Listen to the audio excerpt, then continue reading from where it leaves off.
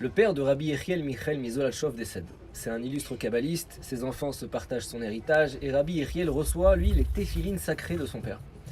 Ça tombe bien, il a plusieurs filles à marier et à cette époque, il fallait donner pour chaque fille à marier un trousseau très coûteux. Il n'avait pas d'argent. Son épouse le presse donc d'aller vendre les téphilines qui étaient d'une valeur approximative de 50 000 euros, environ 200 000 shekels. Ça pouvait lui permettre de se mettre à l'abri et de marier ses filles sans souci, sans casse-tête d'argent.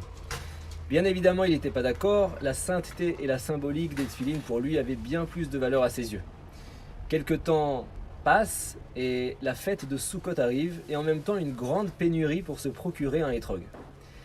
Les hétrogim devenant rares, Rabbi Yechiel fait un calcul simple. Des téphilines, il en a déjà, celles de son père sont simplement bien de meilleure qualité, mais avec les siennes, il peut déjà accomplir la mitzvah. Par contre, sans un beau hétrog, un hétrog normal même, il en a pas du tout, et donc il annule complètement une mitzvah de la Torah. Il vend les téphilines, 50 000 euros. Il achète avec ça un très très beau cédra pour la fête. Il est rempli d'une joie incommensurable. Et quand sa femme voit ça et comprend, elle se remplit d'une colère. Elle mord le cédra et elle le rend inapte pour la mitzvah. Quand son mari, Rabbi Yechiel Michael Mizolachov, il voit ça, il montre aucun signe de colère ni même d'agacement.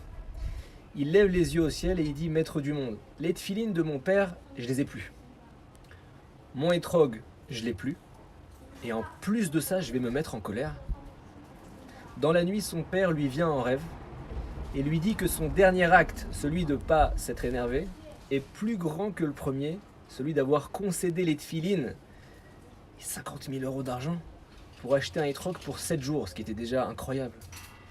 Grâce à ça, son père lui dévoila ensuite qu'il avait annulé, grâce à cet acte, de nombreux décrets durs contre les juifs en Ukraine. Et quand, bien plus tard, le rabbi de Vizhnitz racontait cette histoire, il disait que, certes, le rabbi n'avait plus de hétrog, mais nos sages expliquent que le hétrog est comparé au cœur. Et un cœur, ça il en avait. C'est marqué « Hatzadikim liban birshutam ».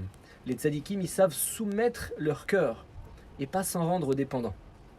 Vous imaginez que le beau hétrog pour la fête ne valait pas pour Dieu le fait que le rabbi garde son calme et ne s'énerve pas. On s'énerve parce qu'on a trop d'attentes par rapport à la réalité. On s'attend à ce que nos enfants aient rangé notre chambre, alors on leur hurle dessus s'ils ne l'ont pas fait. On s'attend à ce que notre conjoint ait telle attention pour nous, alors on fait la tête si ce n'est pas le cas. N'ayons juste pas d'attente. Essayons de ne pas avoir d'attente. Avant de rentrer chez vous, imaginez que la maison est un grand balagan. Et soyez heureux de constater que c'est quand même un peu mieux que ce que vous pensez. Une belle leçon. Chag Sameach et bienvenue dans ma petite souka. Ou plutôt celle de mon fils.